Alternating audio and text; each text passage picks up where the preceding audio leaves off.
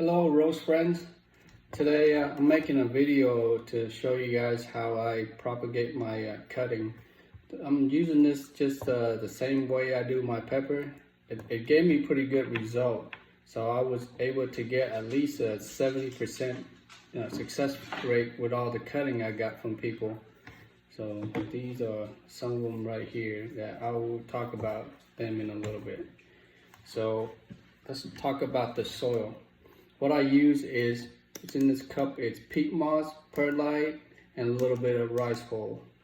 So when I mix them probably about a good consistency. You want it kind of fluffy, but also hold moisture, and you don't want it too compact. When it's too compact, especially the small root, if it's too compact, they don't have room to travel, and then they'll fail. And if it's not enough, if it's too dense, it's holding too much water, you get the rot, that the browning of the cutting most people get. So the soil is probably the most important part. And for me, at first, after I kind of moisten the soil and I'll put it under my dome, I don't water it until I see it's very dry. So probably been at least 3-4 weeks since I last watered. So I just kind of spray a little bit with a spray bottle. So the soil first. After you get mixed with that, what I use is just these solo cups. I cut some holes, 3 or 4 holes up the bottom like this. The reason why I use 2 cups, we'll talk about it later when you get the roots. So right now, this is just another cup that doesn't have holes pretty much to hold, moisture draining from this cup for now. You will come and see what the second cup do when they have roots. So the cuttings, when you select your cuttings, the size is kind of important, and how far you select it. So I just clipped a few from my yard. This is Catalina. It's very pretty, so I will sacrifice it. So for me, the size, I like to keep it probably 2 to 3 node, even 1 node will work depending on the actual size. So as you can see, this size right here, probably about the size of this chopstick. I've done it successful with smaller ones. Bigger ones will work better, but this size is the key right here. This is a pretty good size. So I will prep it now. I like to keep it in water because, before I prep it. Why is, keep it moist, and then when you dip it in the powder, it kind of coats it better. So keep your stuff sterile. Clean your shear before you cut it. And another thing is, you can remove all the thorn on the bottom if you want, or just scrape it. I just do it like this. This has been working fine for me. So I'll cut it at an angle at the top. From the node, I probably 1/2 inch, like that. This, I can give it to somebody here. It's still very good. So all these leaves right here, these are 5 leaf. I just like to keep it at 2. So the more leaf you have, the more energy you expend to keep the cutting alive. You don't want that. You want it to roots instead. So that this is the kind of rooting powder I use.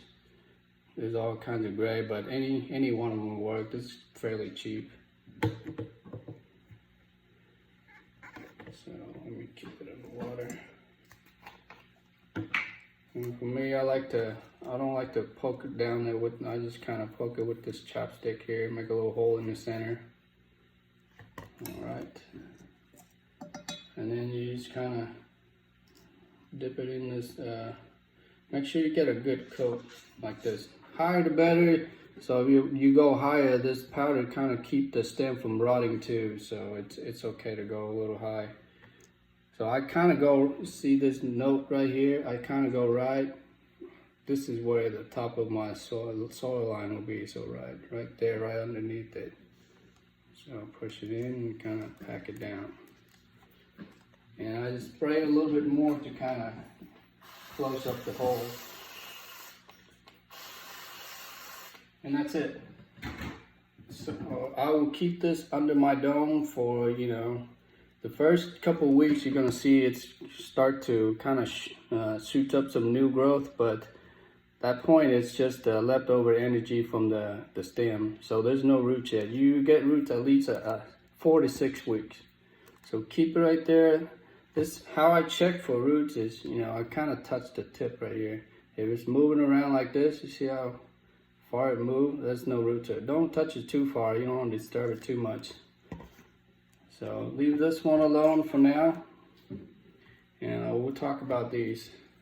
So these are the one that I already did. I will share a few with you guys. So this one is Love Song I did. So I always write my date and name on my cups to remember. This I did on 8/5. So as you can see, it start to roots up these little things right here. So this is it's starting to get successful. So you can leave it like this, but I want to make this grow very fast. So this is where the second cup comes in here. So I'll put it in here. So now for pepper, they like to feed on nutrients. That's, you know, same with rose. They love nutrients. So what I use to feed them for now is, this is what I use. So they recommend 1 teaspoon for every gallon, but if the plant is so small, I just do half strength. So I'll mix in a gallon, shake it up, just give it a little bit. And this second cup here I'll do this with the longer one. So you want a slightly smaller cup from the one that you grow in your plant. Why is, you see the gap right here? That's where, you know, your root is hanging out the bottom. You want to fill the bottom with just a little bit of that nutrient water that you mix up. Why is the reason why is when you put your roots in there, it has a direct access to the nutrient. So that's what keeping it. So it's keep feeding on it. It has nutrient all the time, so it's gonna grow very fast, like this. So these plants are all the same month. I have another example here. This is Jeff Hamilton right here. So I did this on 7/30. Okay. As you can see the other day, this one is 2 notes. So the roots is at the water in there. I don't know if you can see it. I'll try to show it. Not too much where you drown the roots. You just want just a tiny bit at a time. You just want the roots to barely touch it. You want to leave air, so the roots need oxygen. So you want to leave a little gap so that they can breathe too. So just keep feeding them like that. Another thing is, when you start to get these new leaves, don't bring it to direct sunlight. I still keep this one, all of these under the dome to hold moisture and then keep them warm too. So the lights I use over behind me, it's a Mar Hydro TS2000. Just use what you have. Even the window, you know, you can cover it up with the plastic Ziploc. Keep it by the window, but out of direct sunlight. That will work too. I will take you over to the dome here to show you